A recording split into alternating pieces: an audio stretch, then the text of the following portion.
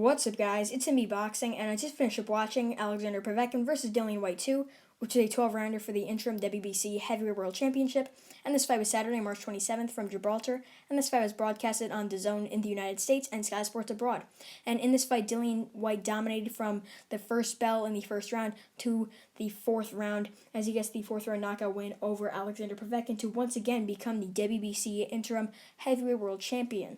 And in the first round, he actually hurt Alexander Povetkin in the first minute. The second round was another dominant Whyte round. Same with the third round, where Whyte actually hurt Povetkin with a beautiful right hand.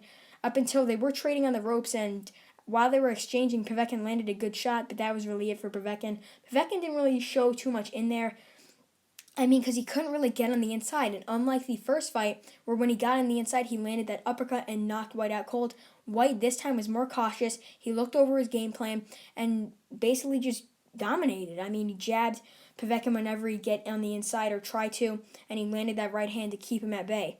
And Dillian Whyte in the fourth round hit Povetkin with a beautiful right hand, sent him back, then once again another right hand that sent Povetkin down.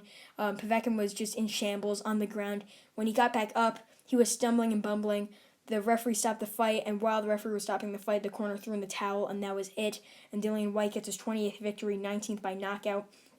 And I initially predicted a Whyte knockout win in the 5th round through the 8th round. So I would say I got this fight pretty close because it was in the 4th round. But overall, very, very good win for Dillian Whyte. Now back in the top picture in the heavyweight division. After that loss, he was sort of just in between possibly top 10 or top 5, because losing to Alexander Povetkin takes his spot at number 4. But now I would say that Dillian Whyte is back in the top heavyweight picture, as I said before, because now beating Alexander Povetkin, he's obviously in there with the likes of Andy Ruiz, Anthony Joshua, Tyson Fury, and Deontay Wilder. All of those guys are definitely the best in the heavyweight division right now. But what's next for Alexander Povetkin after losing, getting his third defeat?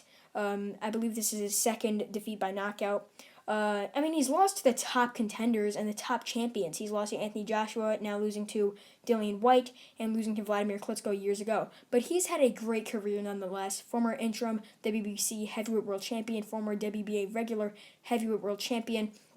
And he's just been one of the greats of this heavyweight era from the 2010s to the 2020s. But, Alexander Povetkin, he's 41 years old, now getting knocked out like this. He came off of getting the coronavirus after his first outing with Dillian Whyte.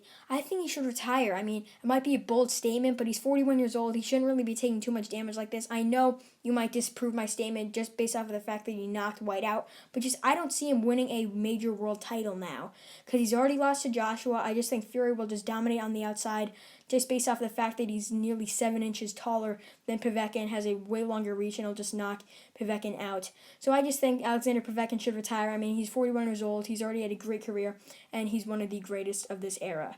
But what's next for Dillian Whyte after knocking Alexander Povetkin out to regain that WBC interim heavyweight world title? And now he's back in that top picture. Many people might overlook this, but he could fight Andy Ruiz after he beats Chris Arreola. It might be a bold statement just based off of the fact that Andy Ruiz is with PBC, while Dillian Whyte is with Matchroom and DAZN. But he's definitely not going to fight either Fury or Joshua unless he fights the winner, which I don't see happening. But he's basically the mandatory for Tyson Fury's WBC world title. But that might not happen either, just based off the fact that Fury is going to fight Joshua sometime this year. So some possible opponents for Dillian Whyte might be Michael Hunter if he's able to fight. That's very, very low chance. Maybe someone like a Charles Martin or Robert Helenius around there. A rematch with Helenius wouldn't be too bad. But I just don't see that happening because they're with the PBC.